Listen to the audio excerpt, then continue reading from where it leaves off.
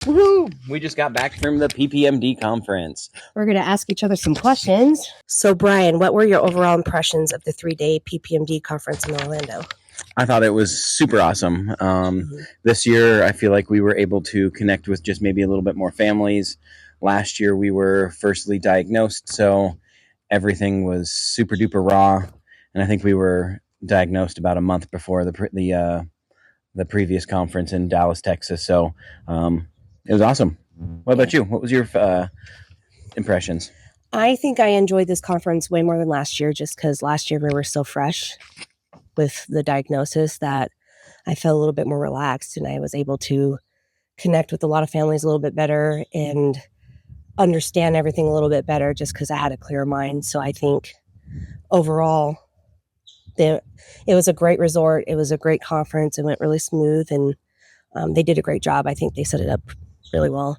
Yeah, I would agree. Which of the sessions or workshops did you find most impactful and why? I think for me personally, I really enjoyed the seminars with carriers. So they did a couple sessions of Duchenne female carriers, and I learned a lot that I didn't realize. I learned that certain blood work I should be doing and monitoring that I should be doing and taking it a little bit more seriously than I have been. So that was really impactful, and it just made me realize I need to, focus on my health as well as the boys. So that was really impactful. And I think,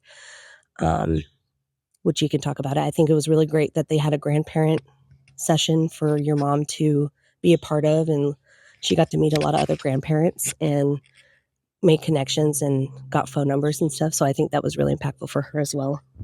What about you? I think the most impactful sessions were probably the kind of understanding behavior, and while you're on high steroids, or just children with DMD, because their brain is not getting the same amount that other kids are getting, and so that was really good. Also, just some of the topics about gene therapies and steroid alternatives and stuff like that, because we like the steroids for the positive aspects, but then we really dislike the negative outcomes of the steroids. So yeah, I think those were some good sessions. Really important for us to learn. Steroids is just one of those really controversial topics that I think the more information we have, the better, but it still makes it really confusing to make the accurate decision. Right. I think from this time around, they just really hounded down that like each kid is an individual, and not a certain dose is going to be a blanket for everybody, which you're having to just navigate. Maybe is it prednisone, is it Dilacicorp, or is it vermomolone, or I'm not pronouncing any of these correctly, but trying to figure out all the avenues with that. Right. So we met a family that was really impacted us in our story. So we met a family that they had Chiari in their family like we do, and Duchenne. Great family. Just how her brother had Chiari malformation. They noticed the scar on the back of my head when I was asking one of the questions, and then they approached me.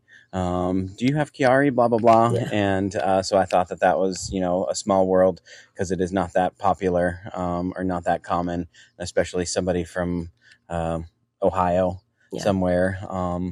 But super great family, able to connect. It sounds like they want to maybe build like a camp, which, us being here in the Pacific Northwest, being in the outdoors, definitely speaks to us and whatnot. But what about for you?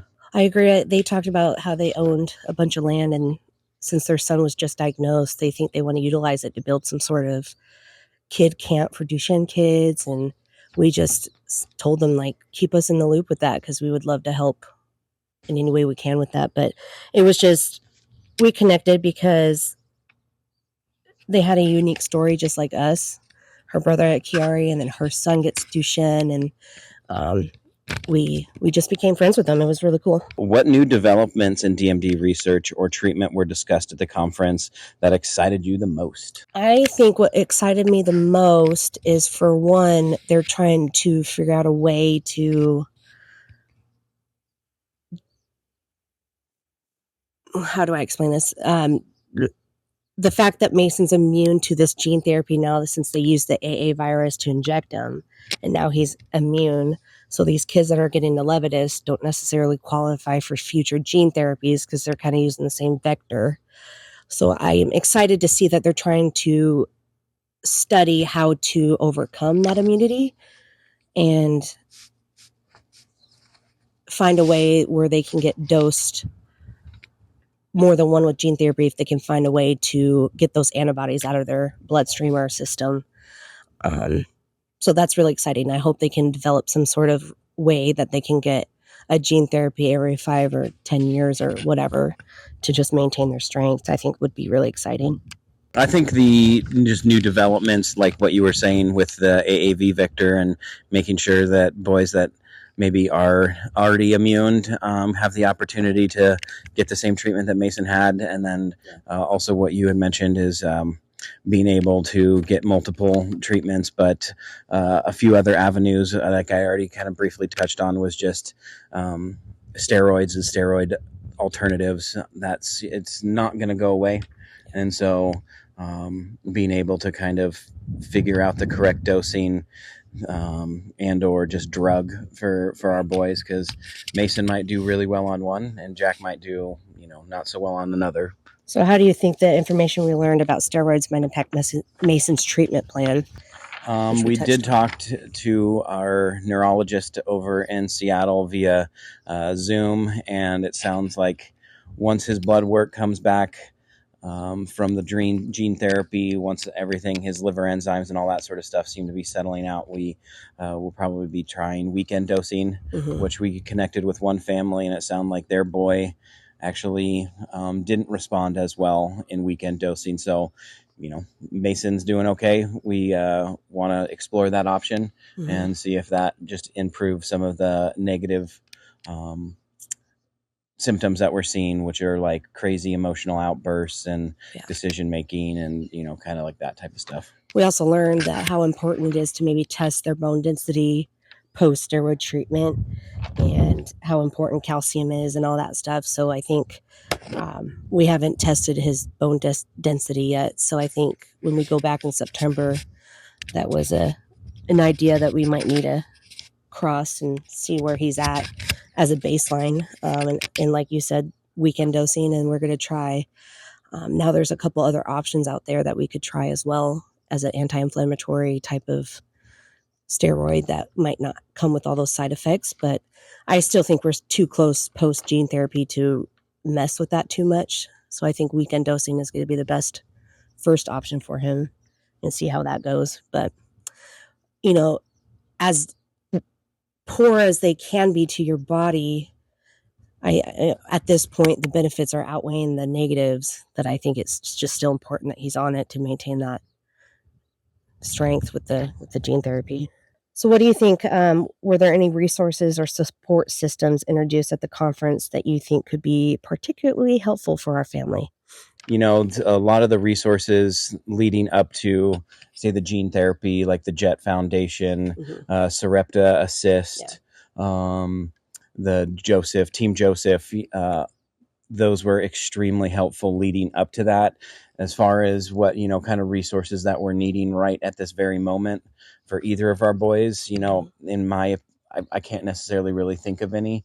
When we do like the muscle day, our pretty much 8-hour day where they send all the doctors in and stuff like that, I think that's a good opportunity for us to maybe get like our gas mileage taken care of or something like that through some of the foundations. But as far as like immediate resources or anything like that, our boys in their stage right now, not necessarily. We learn that they take falls and that puts us in different directions at different times. So that's a possibility as well. We have a lot of access at the conference of a lot of support groups. So Sarepta or PPMD or Cure Duchenne, all those organizations have just support Zoom meetings for dads specifically, or for moms or for grandparents. I think those are going to be a huge resource for us to try to do that as much as possible, so we can just continue to connect online with other families and just have a support system through those support groups. I think will be a good thing for us to do and other families. What did you find most surprising thing that you learned during the conference? The most surprising thing I learned, that's a good question. To be honest, I don't think anything was surprising to me. I think I have a good idea of like everything that's in the pipeline, but then being there, you just learn more of the details and where they're at in the stages and, time frames and stuff. And I think that wasn't like surprising to me, but it's good to, learn those things I didn't know before of like, okay, we can expect this treatment around this time, or they're still 5 years out, etc. Just those type of details I didn't know before, is what I learned the most. What about you? Yeah, I'd say one of the things that surprised me the most was how much funding that we have gotten via through Pat Furlong, Cure Duchenne, PPMD, but then on the flip side, how much we still need. And it's not going to come from, and I don't want to sound bad, but having small fundraisers or pie sales or something like that are absolutely great at chipping down at this. But like we need funding from like the federal government, and still being able to go up to Washington and fight for what these boys really need. Right. Is what I kind of was maybe the surprised with the most, that like we still need badass people like Pat Furlong to lead the charge. She can't do this forever. So, having more people like her to be able to do stuff like that. How do you feel the conference has equipped us to better support Mason and Jack? I think that has allowed us to just maybe understand and take a step back and see that sometimes their behavior is because of their disease, and not to necessarily be too critical or too harsh. When their behavior is out of this world, sometimes it's hard to make that realization, but just the support groups that we were able to go to, the one-on-ones with some of the behavioralists and stuff like that, had really maybe just opened my eyes on that this affects a lot more than just their muscles weakening. And so just being cognizant of that. I think, just to go off what you're saying, is I think going to these conferences equipping us the most by gaining knowledge and learning. And the more we learn, the more we know, the better we're going to be able to treat them and the better we can support them and stuff like that. I think just knowledge is power. And I think the more we learn, the more we get involved with all these conferences and events. There's an event in September in Seattle, PPMD is hosting. And I think, anything that's going to be doable and close to us, I think we need to take advantage, because I think knowledge is power. And that's the best way we're going to be equipped to treat them, is just attending these type of things. Were there any emotional moments during the conference that really stuck out with you? Yeah. I think going to these conferences is always a bittersweet thing, because, for me, it's hard to see, the older kids, the kids that are already non-ambulatory, the kids that, are older. It's hard to see them because, you're picturing your son in that state, and that's really hard, and that can get emotional. But then on the flip side, these boys in the wheelchairs, they're living life. They're happy. They don't complain, and they're best friends, and they're gaining relationships. You talk with them and they're super positive. Yeah. But it's also emotional knowing that could be the road you're going down. When your kids are so little, they don't look sick. They look perfectly normal. So then it's just a reminder that, hey, they're probably going to be in a wheelchair. And but from their perspective, it's their normal. So I just visually seeing certain things at these conferences is what gets me a little bit emotional, for sure. I'm a man, so I do not have emotions. And I'll leave it at that. No. Yeah, it's a roller coaster. There's highs and lows. You talk to some of these families and what I thought was difficult, and then they have something that's, a lot more challenging. And so it puts things into perspective. But, yeah, for me, it was just a lot of lots of peaks and valleys, Right. especially last year after first getting diagnosed. So what advice or insights do you gain from other parents of children with DMD? Keep going, be strong. Our kids really love us, and they need us to be strong for them. So, yeah. I agree. And I was really pleased at this conference how many families were of faith. And I just want to point that out that, if you have faith and if you believe in the plan, and that will just keep you strong. And it was really admiring seeing all these families talk to us of like, all the families that got baptized after a diagnosis or just, turned to God. And I that was really inspired by all those conversations we had about just trusting, and that's what we have to do. And I encourage families out there to try to do that as well if you're struggling. And, just keeping that trust and faith is going to keep us going. So I was really pleased to see a lot of families were doing that, just like we are. Yeah. Whatever your faith, we're Christians, but whatever your faith may be, and if you need to, lean into that, is definitely can be a rock for a lot of people, and that was very, very cool to hear and see down there. How do you think attending this conference will change our approach to manning the boys' condition? Like I said before, I think knowledge is power. And I think the more we attend these conferences, the more we get to know families, the more we get people's perspectives and advice. And this disease is so unique to where each kid is so different. There's hundreds of mutations and whatnot. And I think attending these conferences will always change our approach the more we learn what's coming out, what other families are doing, how other kids are getting treated or reacting to certain things. I think just continuing to do that every year is just going to keep us managing their condition and treatments for sure. What about you? Yeah, I think you said it really well. Knowledge is power. Just being able to be educated so that we can educate our boys. The medical industry is a tricky one, and so you really do have to advocate for yourself and making sure that a lot of people don't necessarily tell you this is exactly what you have to do, and so they'll give you the tools or the information, and then you really do have to make the decision yourself what might be best for your boy or your boys. Well, like I said before, one might not be might be good for one, but not for the other. So, right. Yeah. Are there any lifestyle adjustments or tips shared that you think we should be implementing? I think just the day-to-day is making sure they're taking their supplements, the steroids daily, the vitamin D daily.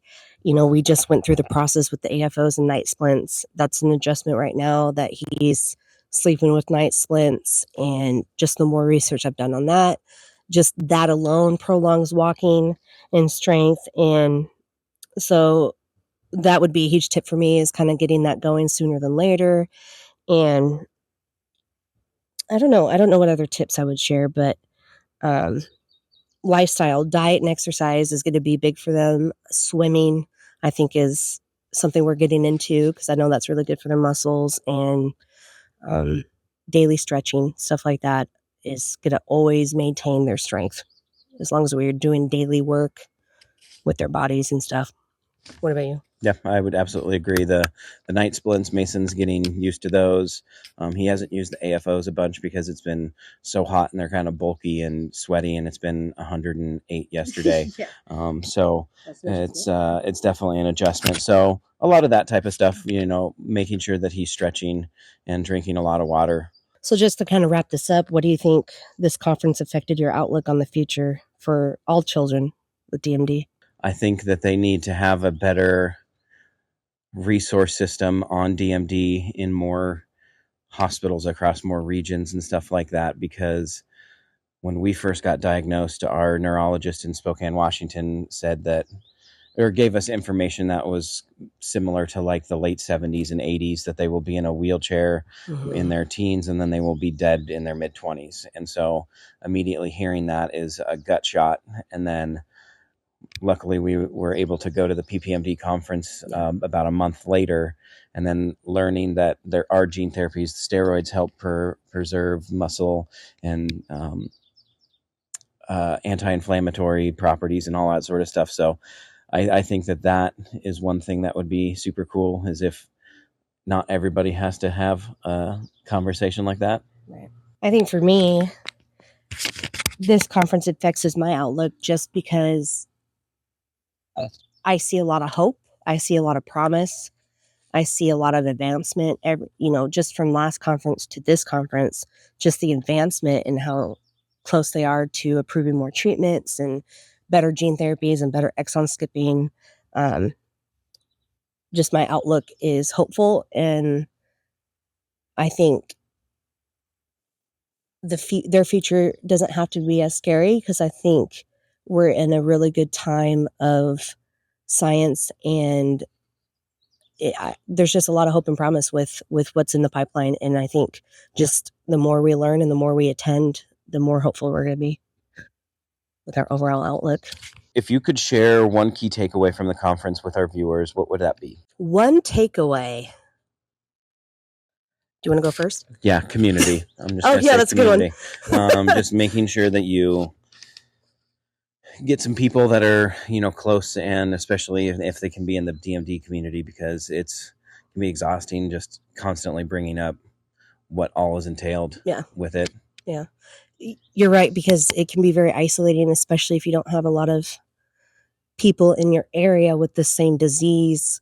Community is going to be really huge with these conferences and what we're doing with this YouTube channel, trying to connect virtually and online. I think you're right. Community is the most important, and community for Mason, because we haven't touched on this, but having Mason at the conference was, even Jack, but Mason specifically at the conference, seeing him with other kids his age, and he could be comfortable and make friends and pen pals. And the more we go, the more he's going to get to know these other boys. And Jack was a little young. There was only a select few boys with DMD at Jack's age there, just because it's so unusual to be diagnosed this early.